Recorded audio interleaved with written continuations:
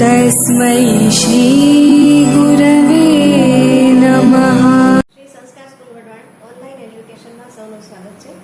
આજે આપણે ધોરણ 7નો સામાજિક વિજ્ઞાનનો પાઠ 7 પ્રાદેશિક સંસ્કૃતિનું ઘડતર ભણીશું। વિભિન્ન સમુદાયની જાણકારી આપણને તેમની ભાષા પરથી મળે છે, જેમ કે ગુજરાતી બોલનાર ગુજરાતના અને મરાઠી બોલનાર મહારાષ્ટ્રના। ભાષાની સાથે સાથે વિભિન્ન પ્રદેશોમાં પોતપોતાના રીત રિવાજો, ખાનપાન, વસ્ત્ર પરિધાન, કાવ્ય, નૃત્ય, સંગીત અને ચિત્રકલા હોય છે। જુદા જુદા વિસ્તારોની જુદી જુદી સ્થાનિક સંસ્કૃતિઓ, જેને આપણે ત્યાંની દેશી સંસ્કૃતિઓ કહીએ છીએ, તે આપણા દેશમાં જોવા મળે છે। આ બધી સંસ્કૃતિઓ વચ્ચે સદીઓથી આદાન પ્રદાન થતું રહ્યું છે। તેમ છતાં કેટલાક વિસ્તારોની કેટલીક ખાસ પરંપરાઓ આજ સુધી અકબંધ છે। ભારતમાં પ્રાંતીય ભાષાઓનો વિકાસ। પ્રથમ મલયાલમ ભાષા 9મી સદીમાં સ્થાપવામાં આવેલ મહોદયપુરમનું ચેર રાજ્ય હાલના કેરળનો એક ભાગ હતું। કેરળની સંસ્કૃતિને તેની ભાષા મલયાલમ સાથે જોડતા આ સંસ્કૃતિ મલયાલમ સંસ્કૃતિ તરીકે ઓળખાય છે। મલયાલમ ભાષા કેરળમાં બોલાતી મુખ્ય ભાષા છે। તેના પર સંસ્કૃતનો ઘણો પ્રભાવ જોવા મળે છે। 14મી સદીમાં વ્યાકરણ અને કાવ્યશાસ્ત્ર પર લખાયેલ લીલાતિલકમ ગ્રંથ મણિપ્રવાલમ શૈલીમાં લખાયો હતો।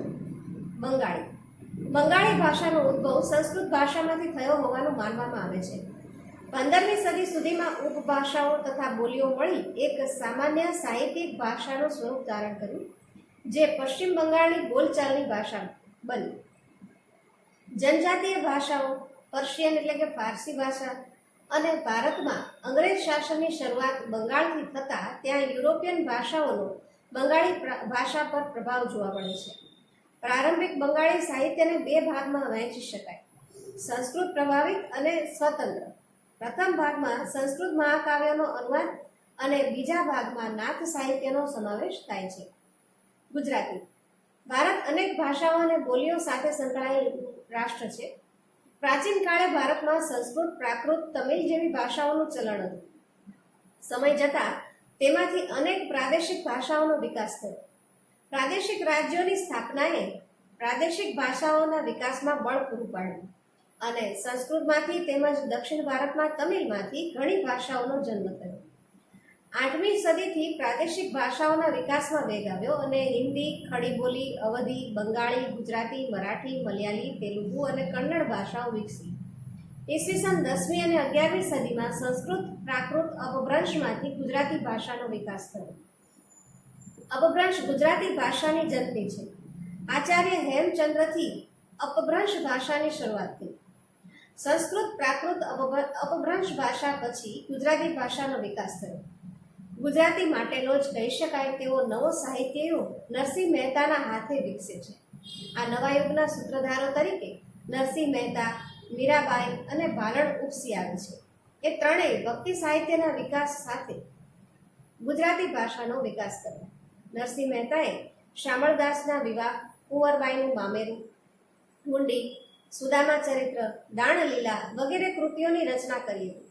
મીરાબાઈએ પણ કૃષ્ણ ભક્તિને કેન્દ્રમાં રાખી ઘણા પદો રચ્યા છે। ભાલણે સૌપ્રથમ પોતાની રચનાઓમાં ગુજરાતી ભાષા માટે ગુર્જર ભાખાની સંજ્ઞા આપી હતી। તેઓ પાટણના મોઢ બ્રાહ્મણ હતા। તેમને આખ્યાનના પિતા તરીકે ઓળખવામાં આવે છે। તેમની જાણીતી કૃતિઓમાં ધ્રુવાખ્યાન, મુરગી આખ્યાન, શિવ ભીલડી સંવાદ વગેરેનો સમાવેશ થાય છે। ભારતના ઉત્સવો। જગન્નાથ રથયાત્રા, જેની સાથે ધાર્મિક સંપ્રદાયો પણ જોડાયા, જેમાં ઓરિસ્સાના પુરીમાં આવેલ જગન્નાથ સંપ્રદાય સુવિખ્યાત છે। જગન્નાથનો અર્થ વિશ્વના માલિક એટલે કે જગતનો નાથ, જે વિષ્ણુ શબ્દનો સમાનાર્થી છે।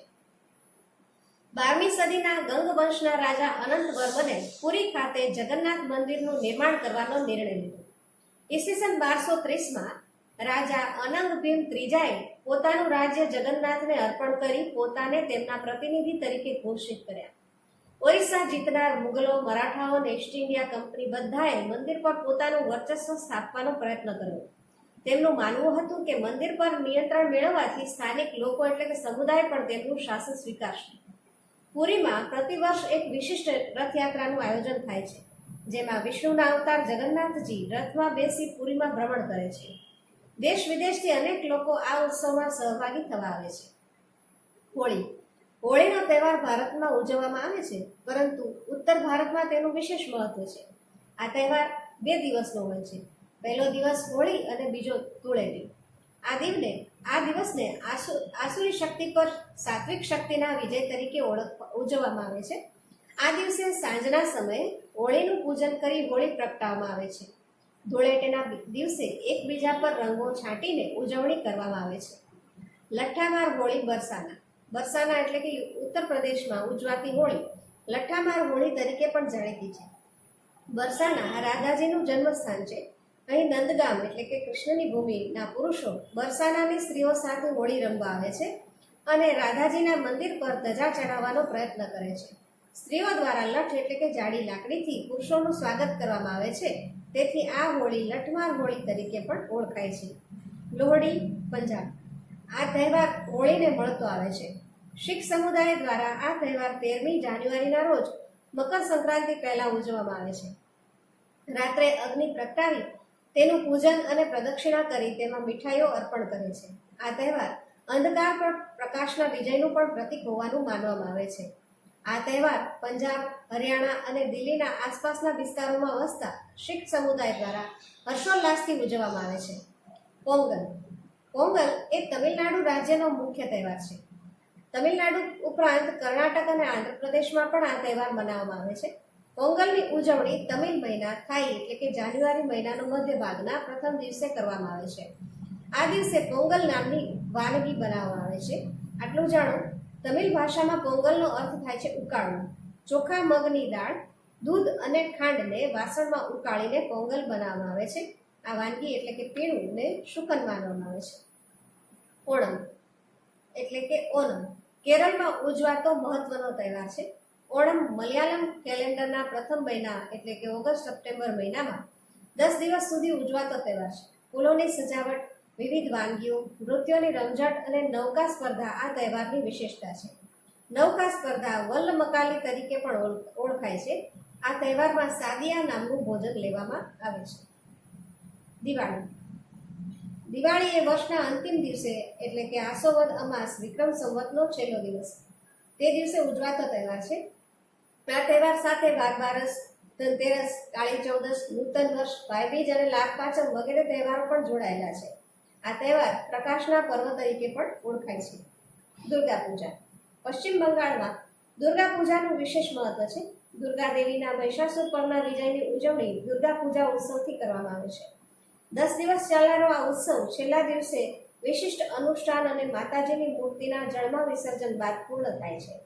આ ઉત્સવ મોટા ભાગે બધા જ રાજ્યોમાં નાના મોટા પાયે ઉજવવામાં આવે છે. નાતાલ. ઈસુ ખ્રિસ્તના જન્મદિવસ 25મી ડિસેમ્બરને ખ્રિસ્તી લોકો નાતાલ એટલે કે ક્રિસમસ તરીકે ધામધૂમ અને શ્રદ્ધાથી ઉજવે છે. આ તહેવાર દરમિયાન ઘર તથા શેરીઓને ક્રિસમસ ટ્રી તથા અન્ય સુશોભનોથી શણગારવામાં આવે છે.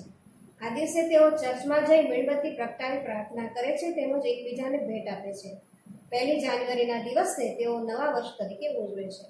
મોહરમ. હઝરત મોહમ્મદ પૈગંબર સાહેબના પવિત્ર શહીદીની યાદમાં મુસ્લિમો મોહરમને શોક દિવસ તરીકે ઉજવે છે. આ દિવસે તાજિયા કાઢવામાં આવે છે. મુસ્લિમો કાળા રંગના કપડાં પહેરી શોક પ્રદર્શિત કરે છે. ઈદ. ઇસ્લામ ધર્મમાં 2 ઈદ મનાવવામાં આવે છે. એક ઈદ ઉલ ફિત્ર અને બીજું ઈદ ઉલ અઝહા. ઈદ ઉલ ફિત્ર રમઝાન ઈદ તરીકે પણ ઓળખાય છે. પવિત્ર રમઝાન માસના રોજા પૂરા થયા પછી રમઝાન ઈદના દિવસે મુસ્લિમો સાથે નમાઝ પઢે છે અને નમાઝ બાદ એકબીજાને ભેટી ઈદની મુબારકબાદી આપે છે. ઈદ ઉલ અઝહા એટલે બલિદાનની ઈદ. આ ઈદ પવિત્ર હજ એટલે કે મક્કામાં આવેલ પવિત્ર કાબાની યાત્રા સાથે જોડાયેલી છે. પતેતી એ પારસીનો મહત્વનો તહેવાર છે. પારસી વર્ષોમાં છેલ્લા 5 દિવસો ધાર્મિક પર્વ તરીકે ઉજવાય છે. આ 5 દિવસોમાંથી છેલ્લો દિવસ પ્રાયશ્ચિતના દિવસ એટલે કે પતેતી તરીકે ઉજવવામાં આવે છે. પારસી લોકો પોતાના દ્વારા થયેલ ભૂલચૂક, ગુનાહ કે પાપ માટે દિલથી પસ્તાવો કરે છે. પતેતીના દિવસે પારસીઓ તેમના પ્રાર્થના ગૃહ અગિયારીમાં જઈ અવેસ્તા નામના પ્રાર્થના ગ્રંથમાં આપવામાં આવેલ પસ્તાવા માટેની પ્રાર્થના કરે છે.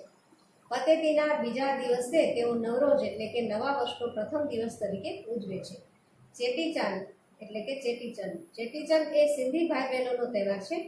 ચૈત્ર સુદ એકમના દિવસે સિંધી લોકો નૂતન વર્ષના પ્રથમ દિવસ તરીકે ઉજવે છે. તેઓ એકબીજાને નવા વર્ષના નૂતન વર્ષાભિનંદન પાઠવે છે. આ દિવસે તેઓ પોતાના ઈષ્ટદેવ ઝૂલેલાલની શોભાયાત્રા કાઢે છે અને શ્રદ્ધાળુઓ તાહિરી એટલે કે મીઠો ભાત પ્રસાદ તરીકે વહેંચે છે. ગુજરાતના ઉત્સવો. નવરાત્રિ. આસો સુદ એકમથી આસો સુદ નોમ સુધીના દિવસોને નવરાત્રિ તરીકે ઉજવવામાં આવે છે. નવરાત્રિ એ શક્તિની આરાધનાનું પર્વ છે. આ 9 દિવસો દરમિયાન લોકો મા દુર્ગાનું પૂજન કરે છે. નવરાત્રિમાં ગરબા અને દાંડિયા રાસ રમાય છે. ગરબા એ ગુજરાતની આગવી ઓળખ છે. ઉત્તરાયણ. સૂર્યનું ધન રાશિમાંથી મકર રાશિમાં આવવું એટલે ઉત્તરાયણ. તે મકર સંક્રાંતિ તરીકે પણ ઓળખાય છે. રથયાત્રા. જગન્નાથપુરીની રથયાત્રાની જેમ ભારતના વિવિધ ભાગોમાં અષાઢ મહિનાની સુદ બીજના દિવસે જગન્નાથજીની રથયાત્રા નીકળે છે, જેમાં અમદાવાદમાં નીકળતી રથયાત્રા સવિશેષ આકર્ષક છે. આ રથયાત્રામાં હાથી, ઘોડા, અખાડા, સાધુ સંતો સહિત લાખોની સંખ્યામાં લોકો ભાગ લે છે. પહિંદ વિધિ કર્યા બાદ રથયાત્રાનો આરંભ કરવામાં આવે છે. રથયાત્રામાં ભગવાન જગન્નાથ, મોટા ભાઈ બલરામ અને બહેન સુભદ્રા રથમાં સવાર થઈ નગરચર્યા માટે નીકળે છે. ગુજરાતમાં રથયાત્રાનો પ્રારંભ કરવાનું શ્રેય સંત શ્રી નૃસિંહદાસજી ઈસવીસન 1878ના સમયનો ફાળે જાય છે. સોનાના સાવરણાથી રથની આગળનો રસ્તો સાફ કરવામાં આવે છે, જેને પહિંદ વિધિ કહે છે. મેળાઓ. ગુજરાતના વિવિધ જિલ્લામાં યોજાતા મેળાઓ તે જિલ્લાની આગવી ઓળખ બની ચૂક્યા છે. તરણેતરનો મેળો સુરેન્દ્રનગર, વૌઠાનો મેળો અમદાવાદ, ભવનાથનો મેળો જુનાગઢ, શામળાજી ગદાધરનો મેળો શામળાજી અરવલ્લી, પલ્લીનો મેળો રૂપાલ ગાંધીનગર, ભાદરવી પૂનમનો મેળો અંબાજી બનાસકાંઠા, સરખેજનો મેળો અમદાવાદ, ગોળ ગધેડાનો મેળો ગરબાડા દાહોદ, ચિત્ર વિચિત્રનો મેળો સાબરકાંઠા, માધવપુરનો મેળો માધવપુર પોરબંદર, મીરા દાતારનો ઉર્સ મુબારક ઉનાવા મહેસાણામાં જાણીતા મેળાઓ છે. ભારતના મુખ્ય શાસ્ત્રીય નૃત્યો. ભારતીય સંસ્કૃતિનું એક વિશિષ્ટ અંગ તેના શાસ્ત્રીય નૃત્યો છે. આ શાસ્ત્રીય નૃત્યો ધર્મ સાથે સંકળાયેલા રહેતા. આપણે ભારતના પ્રમુખ શાસ્ત્રીય નૃત્યો વિશે જાણીશું. કથક. કથક શબ્દ કથા પરથી ઉતરી આવ્યો છે. કથાકાર પોતાના હાવભાવ અને સંગીતથી કથાને અલંકૃત કરતા હતા. કથન કરે સો કથક કહાવે ઉક્તિ જાણીતી છે. ખાસ કરીને 15મી અને 16મી સદીમાં ભક્તિ આંદોલનના પ્રચારના કારણે ઉત્તર ભારતમાં કથકનો ખૂબ વિકાસ થયો. કથકના વિષયોમાં રાધા અને કૃષ્ણની કથાઓ જે રાસલીલા કહેવાતી તેનો સમાવેશ થતો. મુગલ બાદશાહોના સમયમાં કથક નૃત્ય રાજ દરબારોમાં રજૂ થતું, જ્યાં એ વિશિષ્ટ નૃત્ય શૈલીના રૂપમાં વિકાસ પામ્યો. 15મી 16મી સદી બાદ કથક પરંપરાઓમાં વહેંચાયું. આ પરંપરાને ઘરાના કહેવામાં આવે છે. આ બે પરંપરાઓમાં જયપુર અને લખનૌનો સમાવેશ થાય છે.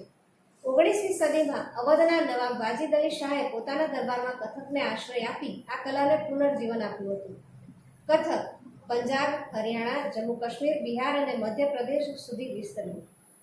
સ્વતંત્રતા મળ્યા પછી કથકને 6 શાસ્ત્રીય નૃત્યોમાં સ્થાન મળ્યું. આજે કથક ભારતીય સંસ્કૃતિનું અભિન્ન અંગ બની ગયું છે. કથકલી એ કેરળની નૃત્ય પરંપરા છે. તેનો શાબ્દિક અર્થ નાટ્ય વાર્તા થાય છે. અભિનય એ આ નૃત્યનો આત્મા છે. અભિનય ઉપરાંત રંગભૂષા અને વેશભૂષા પણ ખૂબ મહત્વની ગણાય છે. સાત્વિક, રાજસી અને તામસી ગુણો ધરાવતા પાત્રો મુજબની કલાકારોની રંગભૂષા હોય છે. પાત્રો બોલતા નથી, પરંતુ પોતાના હાવભાવથી જ અભિવ્યક્તિ કરે છે. અહીં કથકલીનું ચિત્ર આપેલું છે. મણિપુરી નૃત્ય એ પૂર્વ ભારતમાં આવેલ મણિપુર રાજ્યની ઓળખ છે. મણિપુરના લોકો દરેક ઉત્સવ પ્રસંગે આ નૃત્ય કરે છે. આ નૃત્યમાં શરીરની ગતિ ધીમી હોવાથી તેને ભારતના અન્ય નૃત્યોથી અલગ માનવામાં આવે છે. મણિપુરી નૃત્યમાં 2 પ્રકાર છે, લાસ્ય અને તાંડવ. અહીં મણિપુરી નૃત્યનો પહેરવેશ અને ચિત્ર આપેલું છે. મણિપુરી નૃત્યના વિકાસમાં 18મી સદીના રાજા ભાગ્યચંદ્રએ મુખ્ય ભાગ ભજવ્યો. તેમણે નૃત્ય શૈલીના પાઠ્યપુસ્તક સમાન ગોવિંદ સંગીત લીલા વિલાસ પુસ્તક લખ્યું. ભરતનાટ્યમ. ભરતમુનિ દ્વારા રચિત નાટ્યશાસ્ત્ર ગ્રંથ ભારતના શાસ્ત્રીય નૃત્યો પર લખાયેલ મહાન ગ્રંથ છે. આ સિવાય અભિનય દર્પણ નામના ગ્રંથના રચયિતા નંદિકેશ્વરે પણ ભારતના અગત્યના શાસ્ત્રીય નૃત્ય તરીકે ભરતનાટ્યમની વિશેષ વિશદ ચર્ચા કરી છે. તાંજોર એટલે કે તમિલનાડુમાં ભરતનાટ્યમ નૃત્યનો વિકાસ થયો. અહીં તેનું ચિત્ર છે. કુચીપુડી ભારતના અગ્રણી શાસ્ત્રીય નૃત્ય કુચીપુડીનો ઉદ્ભવ આંધ્રપ્રદેશના કુચીપુડી નામના ગામમાં થયો હતો. આ ગામમાં યક્ષગાન તરીકે ઓળખાતા નૃત્યએ 17મી સદીમાં કુચીપુડી નૃત્યનું સ્વરૂપ ધારણ કર્યું. તેના સ્થાપક વૈષ્ણવ કવિ સિદ્ધેન્દ્ર યોગી હતા. આ નૃત્યની સાથે નાટકની પરંપરા પણ સંકળાયેલી છે. અહીં કુચીપુડી નૃત્યનું ચિત્ર છે. બિહુ બિહુ અસમનું પ્રસિદ્ધ નૃત્ય છે. ઉલ્લાસ વ્યક્ત કરવા માટે સ્ત્રી પુરુષોના સમૂહ દ્વારા પરંપરાગત પોશાક પહેરીને આ નૃત્ય કરવામાં આવે છે. આ નૃત્યમાં હાથ પગનું હલનચલન તથા ગતિ અને સમૂહ નિર્માણ મહત્વનો ભાગ ભજવે છે.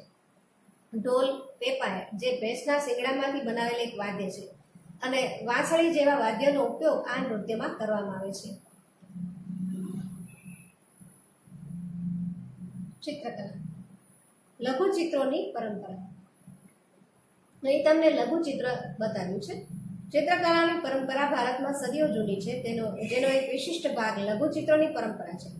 લઘુચિત્રો એટલે નાના કદના ચિત્રો. લઘુચિત્રો કાપડ અને કાગળ પર પાણીના રંગોથી તૈયાર કરવામાં આવતા.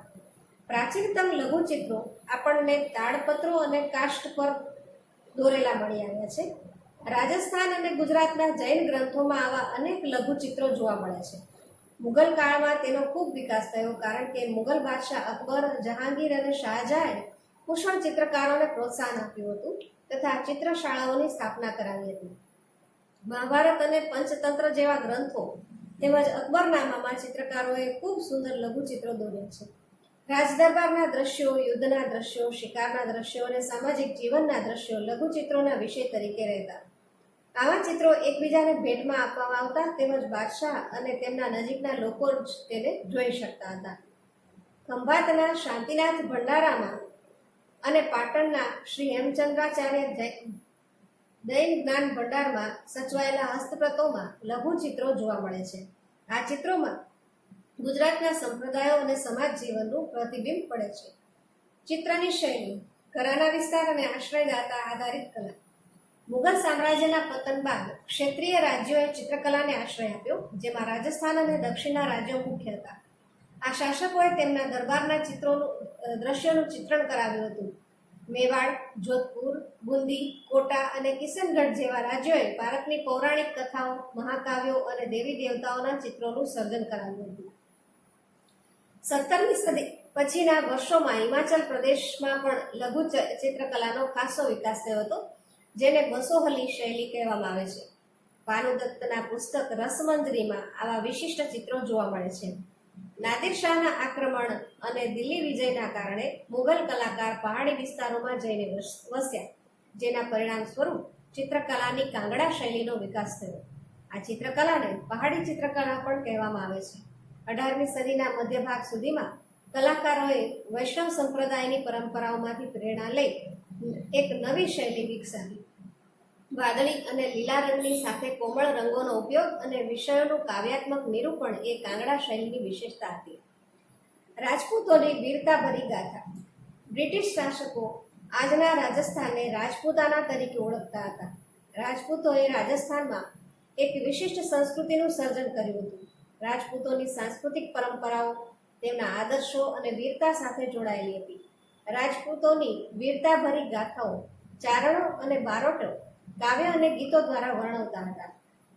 આ કથાઓમાં રાજપૂતોની શૂરવીરતા ઉપરાંત સ્વામી ભક્તિ, મિત્રતા, પ્રેમ, વીરતા, ક્રોધ વગેરે દર્શાવવામાં આવતા.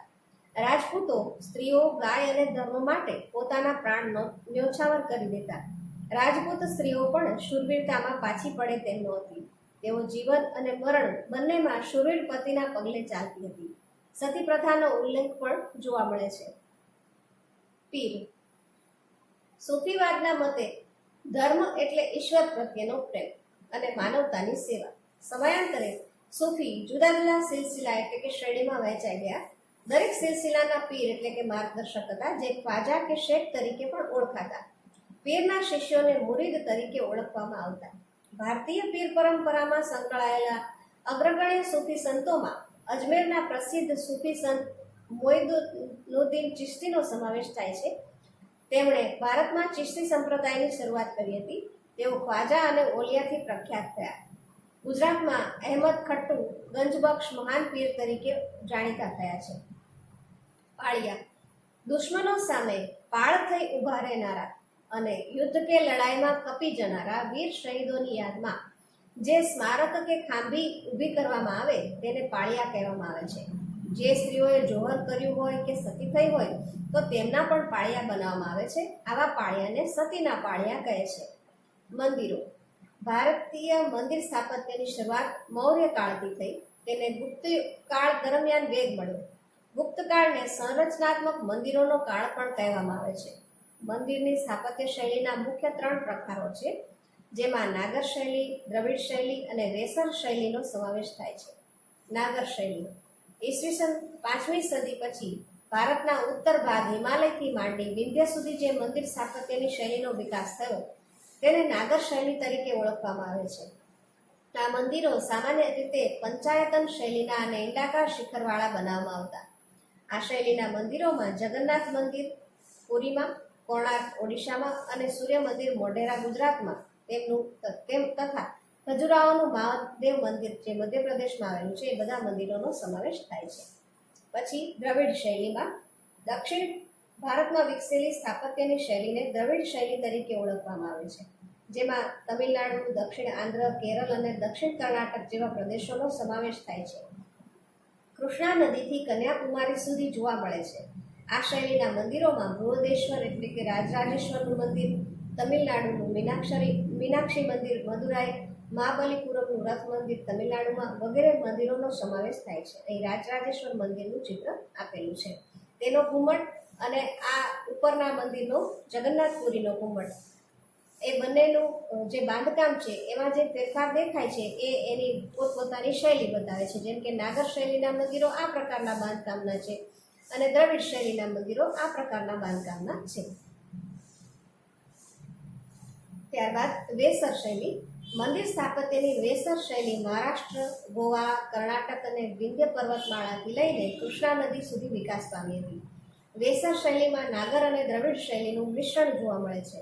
આ શૈલી કર્ણાટક શૈલી તરીકે પણ ઓળખાય છે. આ શૈલીના મંદિરોમાં હોયસળેશ્વરનું મંદિર જે હલેબીડુ કર્ણાટકમાં છે અને ચેન્નાશ કેશવ મંદિર જે મેલુર કર્ણાટકમાં છે તે વગેરે મંદિરોનો સમાવેશ થાય છે. અહીં તેમનું ચિત્ર આપેલું છે.